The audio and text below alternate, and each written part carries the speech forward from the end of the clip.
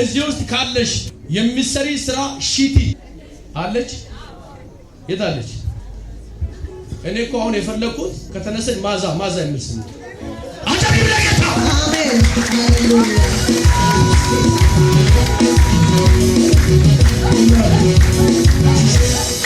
እናቴ እዛ ጋር ባለቤትሽ ምንድነው የሚሰራው? የለ ይከፈል በስራሽ ላይ ተደርጎ የተሰራ ሴራ ሲፈርስ አየሁ። አሜን። አንድ ሴት የለበሽው ልብስ ምንድን ነው የሚባለው?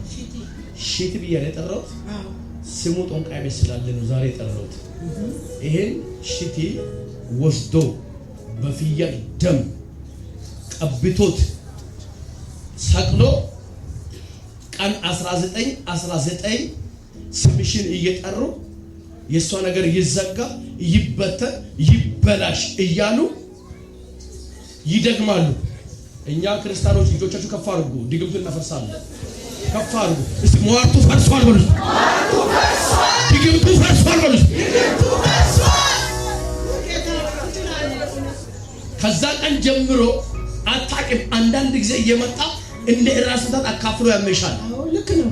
አንዳንድ ጊዜ በማታውቂ ነገር ወገብሽን ይይዛል። እውነት ነው። አንዳንድ እየሽያን እግርሽንም ይይዛል። ልክ ነው። አረ ስፕሪት እጆቻችሁ ከፍ አድርጉ፣ ከፍ አድርጉ። መቆረጥ አለበት፣ ተቆረጠ። ኢየሱስ ክርስቶስ ጌታ ሆይ ይሄንን ያደረገችው ክርስቲያን አይደለችም።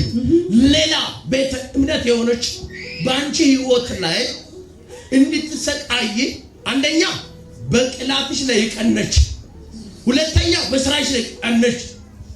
በደንብ ስሚ። ካንቺ ጋር እኮ የሚያገናኝ ስራ እኮ አይደለም። ካንቺ ገዝታ ነው ጦንቃይ ቤት ያሰቀለችው። እግዚአብሔር አምላክ ዛሬ ገመዱን በጠሰው። አሜን። ብር ትይሻለሽ፣ ይበተናል። ጨብጣለሽ ስትይ ከእጅሽ ይወጣል። እንደ ስራ ያሉማ ከባድ ነበር። ለጌታ ክብር አምጣ። አሜን። በደንብ ስሚ። አንዳንዴ በተኘሽበት ቦታ ላይ የሚያስፈራ ነገር ታያለሽ። የሚያስፈራ ነገር ይሄ ምንድን ነው? አንዳንዴ እንደ ሞተ ሰው፣ አንዳንዴ እንደ እባብ፣ አንዳንዴ እንደ ዘንዶው። ይሄ ስፕሪት ነው። እግዚአብሔር ዛሬ ይቆርጠዋል። ይቆረጣል ወይ? ይቆረጣል። ለአንዴና ለመጨረሻ ይቆረጣል።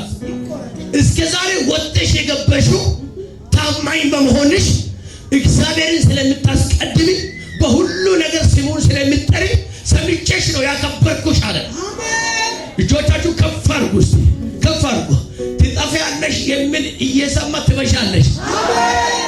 የተበተነ ነገርሽን ይሰበስባሉ አለ። አሜን። አሁን ባለቤትሽ የት ነው አለ? ሻሸመኔ ባጃጅ ነው የሚሰራ። አትገናኙ? ወልዳችኋል?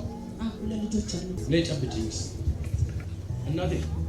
አትበይ፣ አትቻይ፣ አይችሉሽም። መውጣት መግባት በክርስቶስ ደም ተሸፍኗል። ከዚህ በኋላ ሊጎዳሽ የወጣ ራሱ ይጎዳል። እዚህ ይጎዳል። ይሄ ምልክት ነው። በርሽ ተከፈተ። እግዚአብሔር አምላክ ራሱ በእልምሽ ይናገራል፣ በእልም ይናገራል።